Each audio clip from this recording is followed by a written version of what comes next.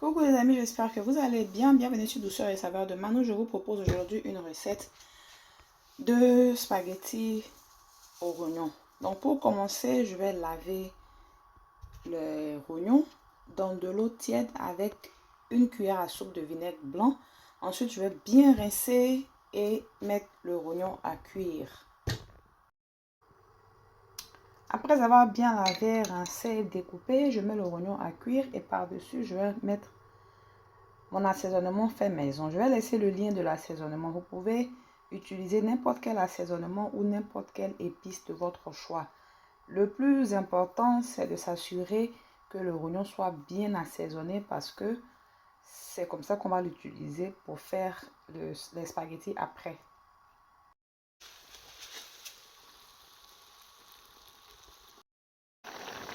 Quand la viande est pratiquement prête, vous voyez que l'eau a considérablement diminué. Il n'y a pas de temps particulier pour la cuisson de la viande de rognon. Il faudra juste vérifier de temps à autre à l'aide d'un couteau ou d'une fourchette. Donc à côté, j'ai mis de l'eau à bouillir avec du sel et maintenant je vais mettre les spaghettis à cuire.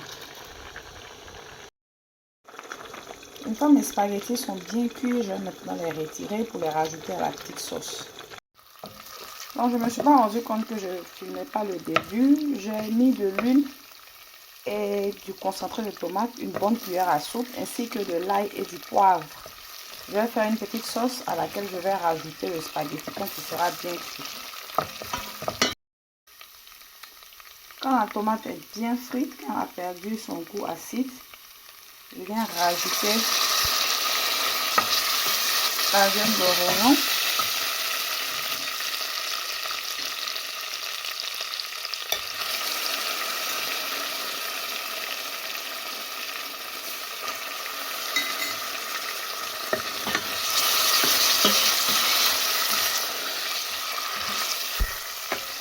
Donc, comme le rognon est déjà prêt, le but c'est juste de mélanger le tout.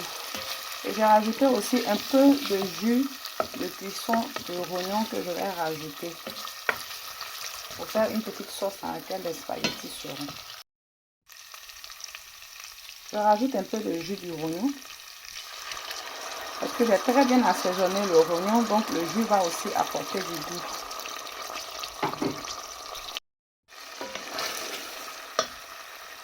Ensuite, je viens rajouter les légumes que j'ai découpés, c'est-à-dire oignons, tomates et piments.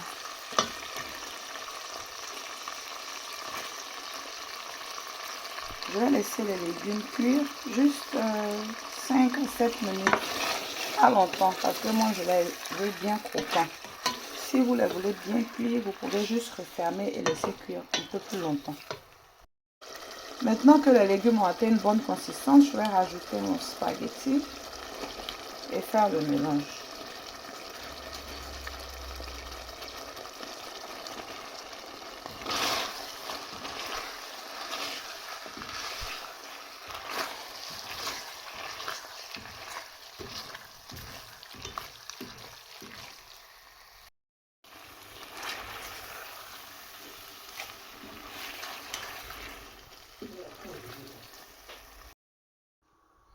La recette est terminée, j'espère qu'elle vous aura plu. Donc voici la recette à suivre.